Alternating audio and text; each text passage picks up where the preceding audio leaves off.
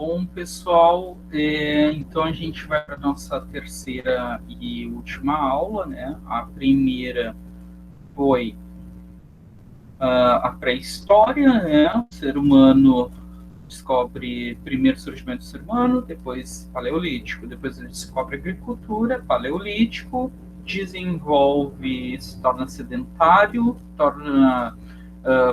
constrói civilizações, e aí a gente dá início à história propriamente dita, né?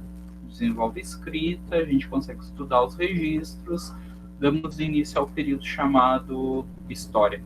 Eu não cheguei a mencionar, mas o período que a gente está estudando se chama História Antiga, tá? Tudo que vai do surgimento da escrita até o fim do Império Romano a gente chama de História Antiga, tá? São os marcos temporais. Então a gente já estudou Mesopotâmia e Egito Antigo.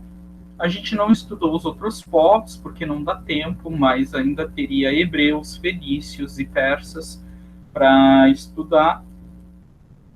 Também poderíamos estudar Índia Antiga, China Antiga, os primeiros povos habitantes da América, mas em função da aula ser curta, a gente não consegue dar conta de todo o conteúdo, tá? Da história antiga. Então a gente dá uma pincelada nesses povos, tá? Então a gente viu Egito e Mesopotâmia, e agora, por fim, no módulo 1, a gente dá uma olhada na Grécia Antiga, ok? A gente já deu uma olhada nesse slide aqui, o slide que a gente estava que a gente trabalhou na aula. Então a Grécia Antiga vai surgir mais ou menos, né, entre 2000 a.C. a 746 a.C., tá?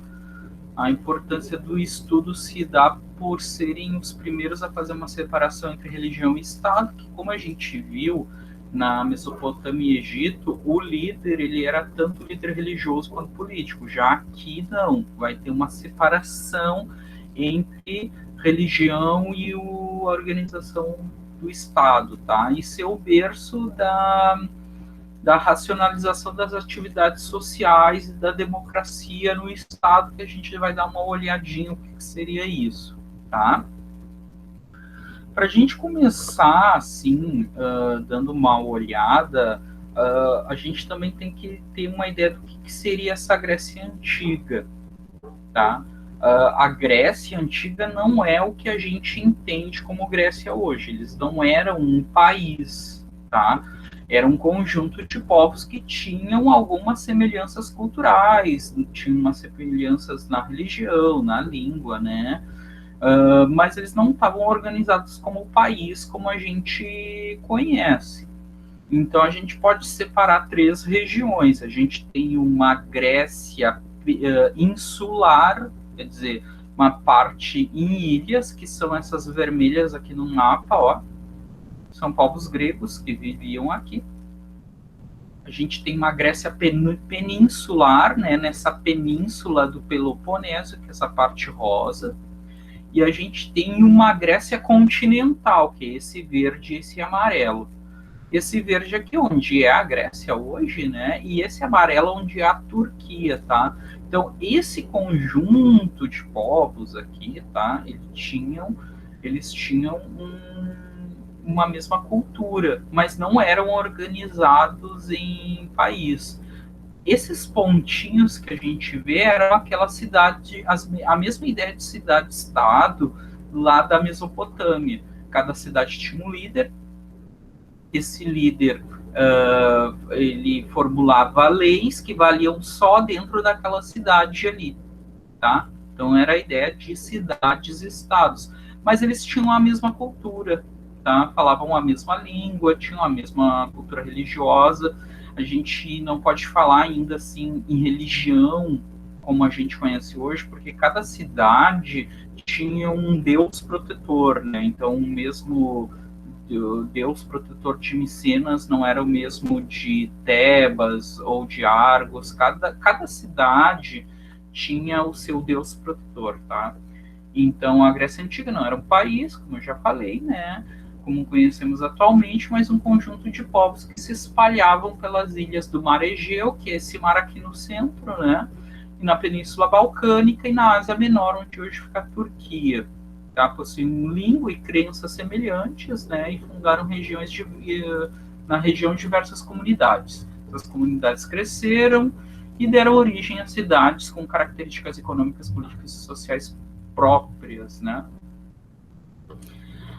A separação da história grega, ela é dividida em 6 períodos, tá?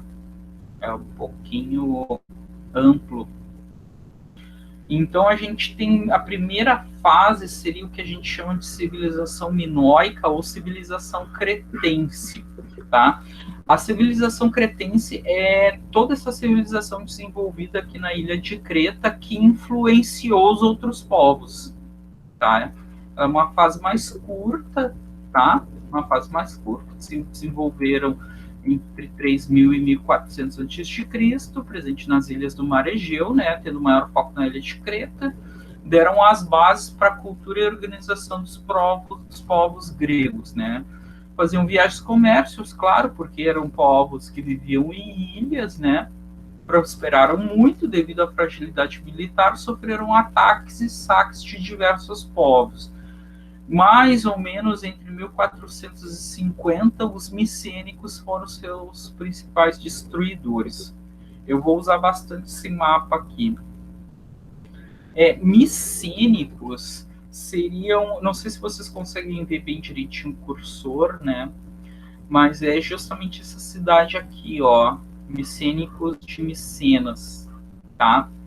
Nessa região aqui da Península do Peloponeso, tiveram presente aqui vários povos chamados povos indo-europeus, porque eles migravam aqui, tá? Por essa região. E dentro desses povos tem 4 principais que eu já vou comentar, que são os dórios, os aqueus, os eólios e os jônios, tá? Eles vão migrar para essas regiões aqui e vão formar suas culturas próprias, né, suas cidades-estados, mas o que principal vai se desenvolver vai ser a cidade de Micenas, né, com seus palácios chamados de Micenas, que vai dar a base para a construção de outros palácios, né. Todos esses palácios construídos à moda de Micenas, né, vão formar civilizações que vão ser chamados de micênicos, vinda desses 4 povos, né? Esses 4 povos, principalmente por causa dessa cidade, por causa desse estilo de construção, tá? Desse estilo de construção. Até, assim, a título de curiosidade, eu deveria ter separado antes, eu não separei, mas já que a gente está aqui usando essa tecnologia, a gente pode olhar aqui e visualizar rapidinho, né? Palácio Micenas. Vamos ver o que a gente consegue recuperar para a gente poder visualizar isso que a gente está comentando.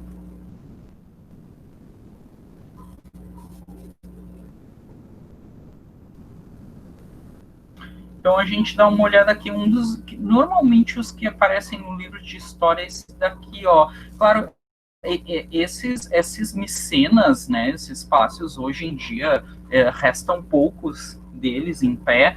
Aqui é a entrada dos principais palácios, normalmente nos livros de história trazem, eles normalmente não chegaram a sobreviver aos dias atuais, tá? Mas tem muitas civilizações desses 4 povos que copiaram esse modelo, né, palaciano. Eles eram mais ou menos assim, ó, aqui dá para ver bem uma planta deles, né. Aqui também o que seria uma imagem, né, a representação do interior deles, né. E essa civilização dá nome a uma segunda fase do povo grego, que é essa civilização micênica, tá? Vamos voltar ali para o nosso slide, tá? Para o nosso slide.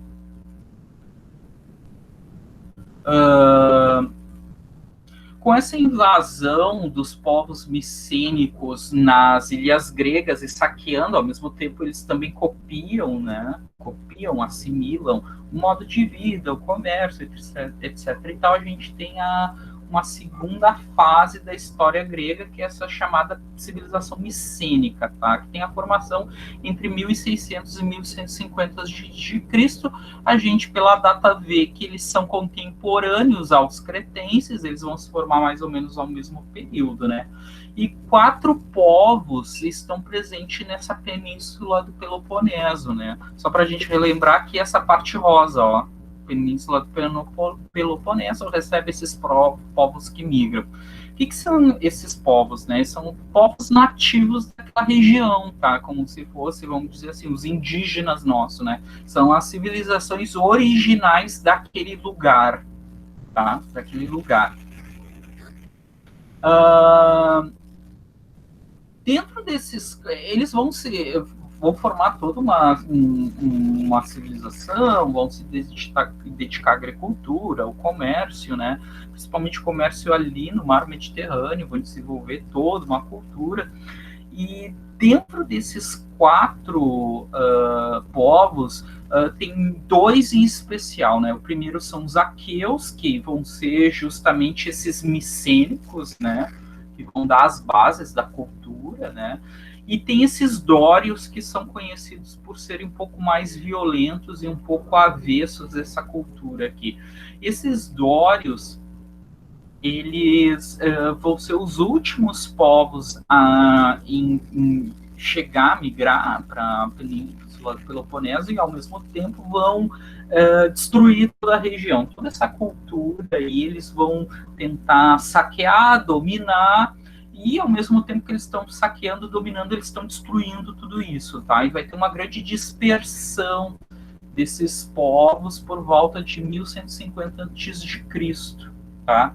Eles vão se dispersar e vão, assim, ó, por um período de mais ou menos, assim, 400 anos, a civilização grega vai viver num período de total anonimato. Não se sabe exatamente o que aconteceu com a civilização grega durante esse período. Depois da invasão dos dórios, esses micênicos simplesmente param de fazer registro sobre a sua vida. E imagina-se que eles devem ter fugido para regiões montanhosas, regiões com floresta densa, mas principalmente regiões montanhosas, para justamente fugir dessa selvageria dos dórios, né? E parou-se o registro. Esse período é conhecido como Idade das Trevas ou período homérico também, né? Idade das Trevas, porque a gente não sabe o que aconteceu, né? É uma obscuridade, né? E também é conhecido como período homérico, porque lá por 800 antes de Cristo, se retoma a formação das cidades-estados, tá? Que é chamado de polis. E se inicia uma escrita de diversos poemas que falam sobre esse período, tá? O que a gente sabe é que nesse período a história, o registro era feito por história oral, né? O que é isso, história oral? É aquilo que é transmitido pela fala, pela oralidade, e era transmitido em poemas. Esses poemas eram recitados pelos chamados aedos, tá? Aedos, que eram uma espécie de poetas, né? Que decoravam poemas longuíssimos, né? Longuíssimos, e que provavelmente eles eram acrescentados trechos de poemas ao longo da história, complementando poemas que era longo, né, difícil terminar, tá? Lá por 800, um cara chamado Homero, que nem se sabe exatamente se ele de fato existiu ou se era mais um aedo, um conjunto de aedos ou mais um aedo, não se tem muito conhecimento disso, mas enfim, né, o Homero ganhou esse título. O Homero reúne um conjunto de poemas que retratam esse período, né, esse período obscuro. Esses poemas são conhecidos como Ilíada e Odisseia, que virou vários filmes, né? E o centro das duas histórias são principalmente a Guerra de Troia, principalmente, né? O primeiro, a Ilíada, é justamente a história da guerra em si. Vocês devem lembrar do cavalo, né? Aquela coisa toda, do Menelau, e aí ele vai lá pegar a amada, a Helena, e enfim, né? E já a Odisseia é o retorno, né? O retorno. Então, dentro desses poemas que ele está tentando contar uma história, né? Uma guerra, mas lá dentro tem elementos da história grega, né? Então se tenta tirar fragmentos, né, dessas histórias para entender como é que foi esse período, né? Então, o que a gente sabe pelos poemas, né? Que eram sociedades que eram agropastoris, né? Criavam animais, plantavam, né? Viviam em pequenos clãs chamados genos. E tudo era transmitido pela tradição oral. Não se sabe muito sobre esse período aí, tá? Tem o Menelau e o Ulisses, agora eu tô lembrando, não me recordo agora o nome dos personagens, mas vocês gostam mais dessa questão de filmes, né? Enfim.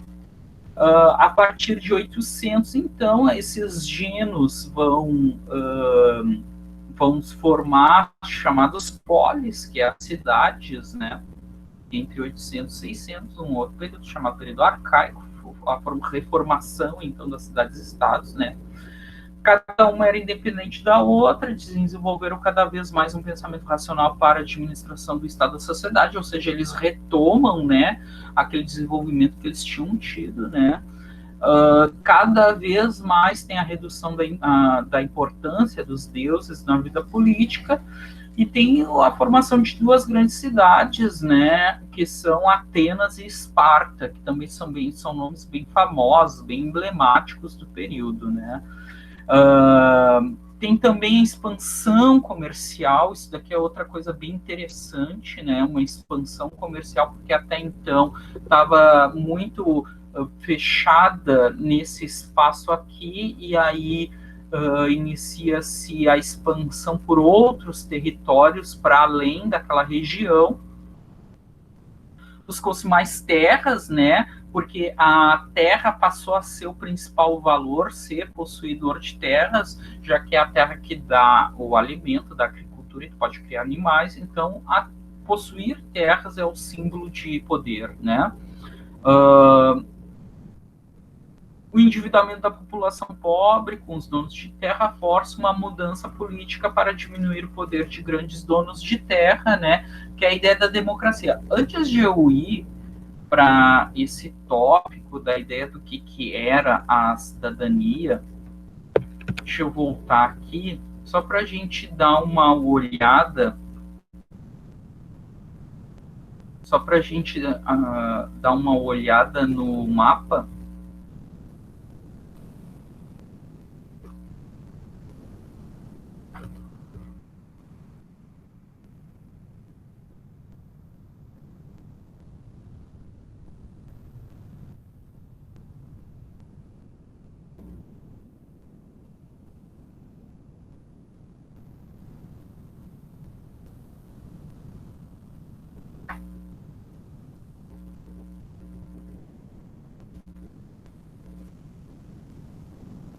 Só para a gente dar uma olhada aqui, ó.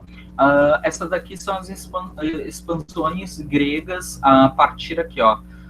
Conforme a gente tinha visto aqui, ó, Ilha de Creta, a Península do Peloponeso, aqui a Grécia continental, né? E eles se espalham por todo o litoral do Mar Mediterrâneo, tá? Vão conquistar riquezas e principalmente busca de terras, né? Já que quem tem terra, quem tem poder é quem tem terra, né? E essa península não é suficiente para todo mundo, então eles vão buscá-lo em além mar, né? Além mar. Então eles se espalham por todo o litoral do Mar Mediterrâneo, inclusive pelo Mar Negro, né? Então tu tem a cultura grega se espalhando e ao mesmo tempo se fundindo com outras culturas que viviam nessas regiões aqui, tá? Vamos voltar aqui para o nosso slide, aqui para a nossa aula. Com essa expansão do povo grego e com a terra com símbolo de poder, né? Por volta de 500 a 400 a.C., a gente tem o chamado período clássico da civilização grega, tá? Então, é nesse período que se dá o apogeu da sociedade da cultura, né, a organização de Estado forte, lembrando que ainda está a ideia da cidade-estado, ou seja, cada cidade tem seu conjunto de leis, seu conjunto de organização próprio. A cidade vizinha já era um outro conjunto de leis, ela era independente, poderia se fazer aliança ou não, mas cada uma era independente uma da outra, né? Tem um forte domínio da política, da filosofia também. Escravos estrangeiros eram excluídos da cidadania, que era isso que eu queria colocar para vocês, né? Cidadania é a ideia de tu possuir direitos dentro de uma cidade, né? Para a civilização grega, cada polis, cada cidade-estado, ela tinha a sua ideia do que era ser cidadão, né? Que eu já vou comentar agora para vocês o que é para as duas principais, que é Atenas e Esparta, mas a principal ideia é justamente tu ter nascido naquele local, é o que te dá o direito de cidadania. Isso pode variar de polis para polis, né? Por exemplo, em Atenas houve um período em que não bastava tu ter nascido em Atenas, mas tu também precisava ter o teu pai ter nascido também, né? Então isso tinha que se estender por uma geração para te ter reconhecido o direito à cidadania. É claro, não precisa nem falar, né? O cidadão era uma minoria, era a elite da sociedade, o cidadão, né? Ele era livre, ele não precisava trabalhar, né? Ele podia se dedicar à política, à filosofia, e ele podia participar dos encontros políticos, né? Numa praça que se chama Ágora, né? Uma praça em que eles podiam decidir os rumos da cidade, né? Os direitos e deveres, né? Eram essa minoria que decidia, né? Mulher não tinha direito, né? Não era reconhecida como cidadã, menores também, e a ideia de menoridade varia de polis para polis. Em Atenas era 18 anos, por exemplo, né? Já em Esparta era 30, né? Porque tu precisava ter passado pelo serviço militar primeiro, né? Enfim. Nesse período, do período clássico, esse apogeu da sociedade, da civilização grega, né, dessas diversas polis, também vai tentar, uma polis vai tentar dominar a outra. Lembra quando a gente estudou a Mesopotâmia, que as diversas cidades-estados tentaram dominar uma outra? Nos gregos isso também vai acontecer, só que não vai ser tão fácil como vai acontecer lá na Mesopotâmia, tá? E vão ser umas guerras ferrenhas, né?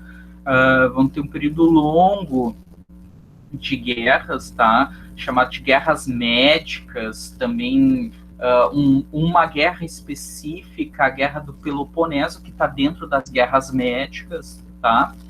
Que vai tentar barrar o aumento de poder de alguma cidade-estado, de alguma polis, tá? As duas principais que vão tentar dominar as outras vão ser Atenas e Esparta, vão ser as duas que vão tentar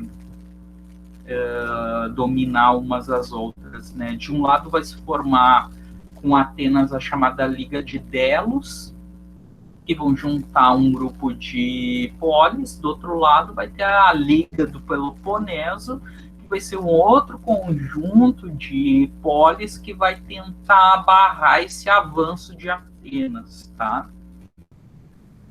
Sucessivas guerras entre as duas potências enfraquece o poder, né? Enquanto os atenienses e espartanos estão brigando, né,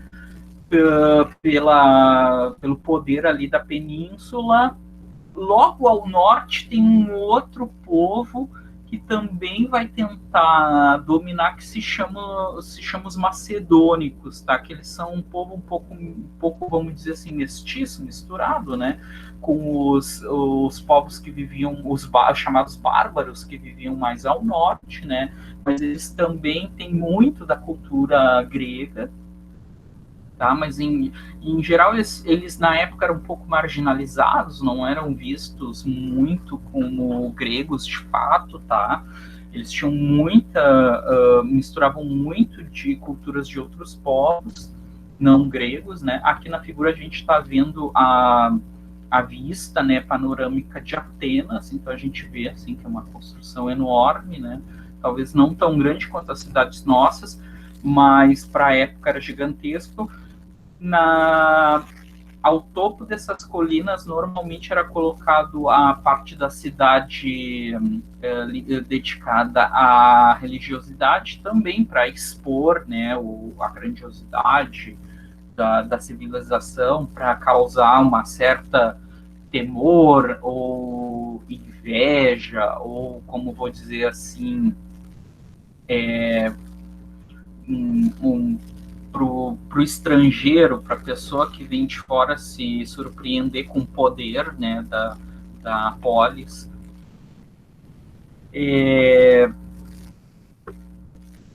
Antes de a gente colocar aqui o período macedônico, que é a última fase, eu coloquei assim um exemplo de organização social de duas polis, tá? Que são as mais emblemáticas, né? Primeiro é Esparta, né? Dividido em 3 grupos, e Atenas também igualmente, tá? Esparta, a gente tem o Espartida, né? Que ele é proprietário de terra, se via como descendente dos dórios, ele sempre se via como povo guerreiro, tinham todos os direitos de participar na política e na sociedade. O interessante de Esparta é que a mulher tinha mais preponderância que em Atenas. Em Atenas, a mulher era totalmente negado o direito à cidadania. Já em Esparta, se ela fosse descendente de dórios, ela tinha um papel um pouco mais presente, tanto para circular na cidade quanto na política, tá? Claro, ela sempre vai estar junto ao pai ou ao marido, mas se ela era descendente de dórios, né, nascida, né, ela tinha um papel mais preponderante que em Atenas, né? O segundo era uma minoria, tá? Proprietário de terra. O segundo é o Perieco, né, que seriam os antigos habitantes daquela região. Eles eram livres, mas viviam na periferia da Esparta, tá? Eles estão um pouco acima, tanto Perieco quanto Ilota, eles eram os antigos habitantes. A diferença é que o Perieco não resistiu aos dórios. Os ilotas seriam aqueles que viviam na região e tentaram bater de frente com os dórios, tá? O ilota é o segundo grupo, ele vai ser escravo, tá? Pertenceu ao grupo que combateu os dórios quando invadiram a região. O ilota não tem direito a nada, ele só deve trabalhar, né? E em troca ele tem proteção, tem um lugar para morar, tem alimento, tá? Em tese, o perieco também tem que trabalhar, tá? Também tem que trabalhar, não tem todos os direitos reconhecidos por não ser descendente de dórios, né? Agora, em questão de status, o perieco está um pouco acima. Em Atenas, a gente tem 3 também divisões. Tem o cidadão, que é o homem livre, e ele vai ser o homem, não jamais vai ser mulher. Ele também tem que ter o pai ter nascido cidadão, ou seja, o pai tinha que ter nascido em Atenas, né? E somente eles poderiam ter direito na sociedade, né? Mulher, o estrangeiro, escravo, ele nunca poderia ter direito a nada, muito menos se concorrer a cargo público, coisas do tipo. O segundo é o meteco, que está no meio, né? Ex-escravo e estrangeiro que viviam em Atenas, não podiam ser donos de terras. Eu acho que esse é o principal elemento diferenciador de status, né? Tanto espartíada, né, o espartano, quanto cidadão, ele pode possuir terra, né? O perieco e ilota, ele não vai ter direito à terra, né? O meteco muito menos, né? Não vai ter direito, só pode possuir terra aquele que nasceu em Atenas, né? E o terceiro grupo é o escravo, que ele tem o mesmo status do ilota do espartano. No entanto, o escravo ateniense, ele vai ser prisioneiro de guerra, tá? E é a ideia da escravidão da antiguidade. A escravidão da antiguidade sempre vai ser um prisioneiro de guerra. A origem dele normalmente é de uma região chamada Trácia, onde hoje fica a Turquia. Aqui, ó, seria aqui a Trácia, tá? Como os gregos se expandiram para tudo que é lado, né? Os atenienses, conforme venciam esses povos, traziam esses povos vencidos para trabalhar aqui, tá?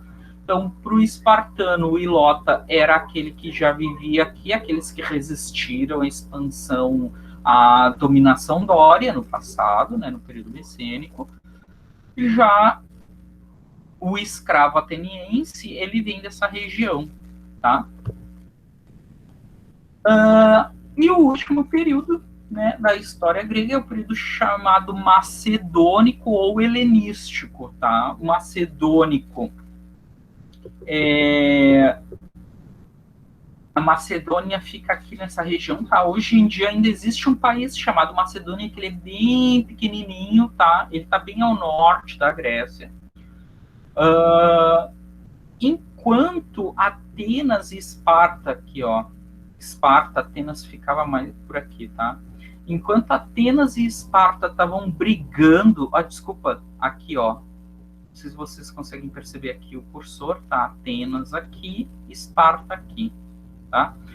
Enquanto Atenas e Esparta estavam brigando entre si para dominar essa região e ao mesmo tempo se enfraquecendo-se, né? Porque uma guerra fragiliza não só o poder, mas ele consome gastos, consome vidas de pessoas, né?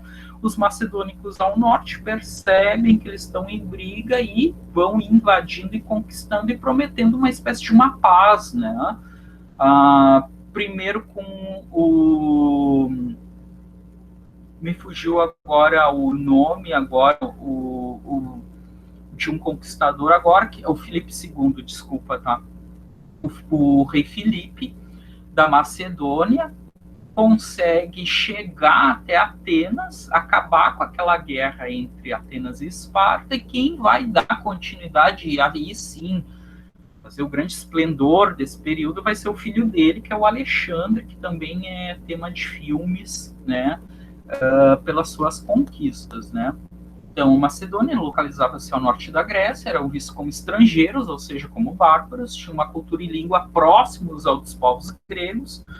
Filipe II observa o enfraquecimento do poder das polis e organiza os exércitos para dominar os povos gregos. Em 338 já havia conquistado toda a região que ficou unificada.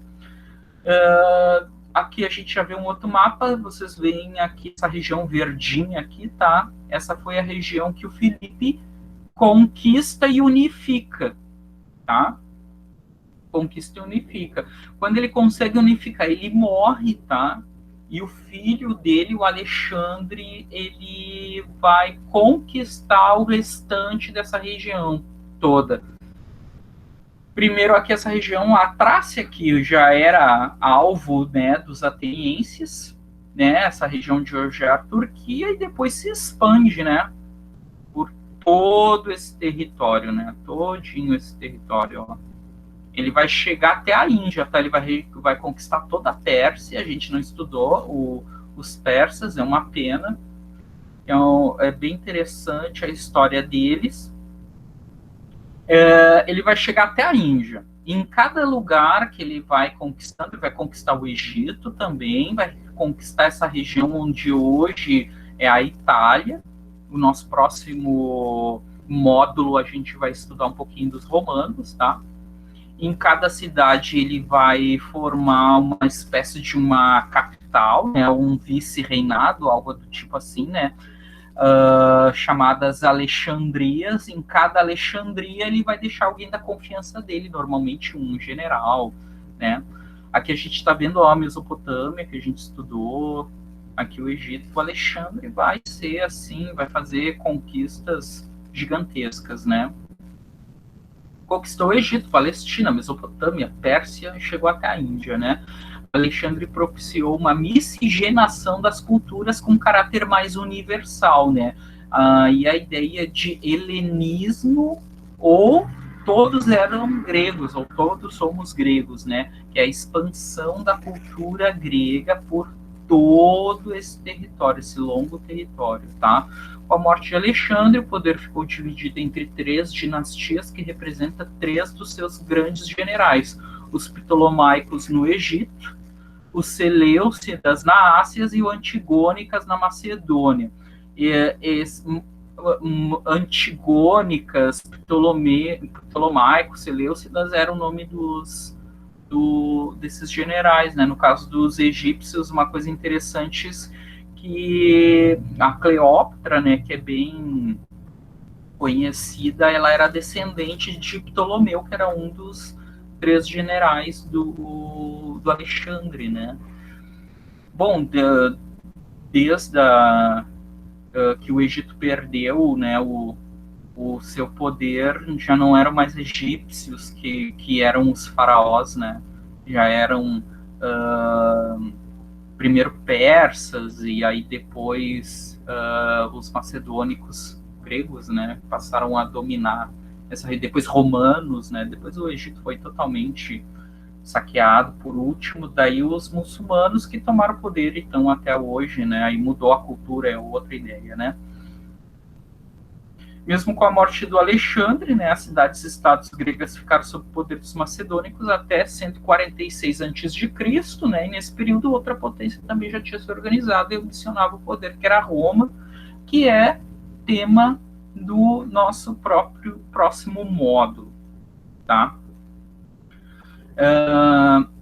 Parar aqui, então, a nossa aula. Deixa eu fechar aqui. Deixa eu voltar aqui em vocês. Então a gente fazendo assim um apanhado. Deixa eu fechar aqui, focalizar aí.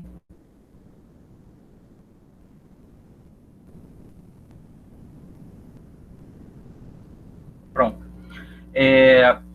Então a gente viu 3 tópicos, ok? Deixa eu tirar aqui essa barrinha.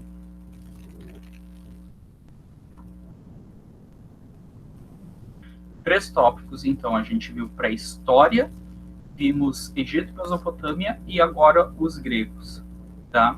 Eu deixei para vocês um material que a escola me forneceu, tá lá para vocês, e vai ter o videozinho que eu gravei, mais o material que eu mesmo produzi, o que eu selecionei. O que eu sugiro para vocês?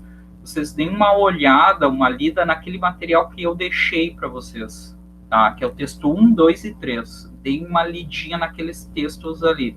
Eu vou tirar as questões da prova e do questionário de presença desses 3 textos, tá? Mais dessas vídeos aulas que a gente fez, tá? Então, se vocês puderem fazer alguma anotação de alguma coisa importante, vocês vão poder usar na hora do questionário de presença e da prova, tá? Então, eu sugiro para vocês, se puderem imprimir, de repente, o texto 1, 2 e 3. O 3 é bem mais longo, tá? Porque a história grega é muita coisa. Se vocês puderem imprimir só o texto 1, 2 e 3, deem uma lida, uma estudada, enquanto vocês estavam ouvindo a aula, se puderam fazer alguma anotação, para vocês poderem fazer o questionário de presença e depois a prova, tá, pessoal? Então, espero ter contribuído aí em alguma coisa e a gente se vê no módulo 2. Tá, pessoal? Tchau, tchau.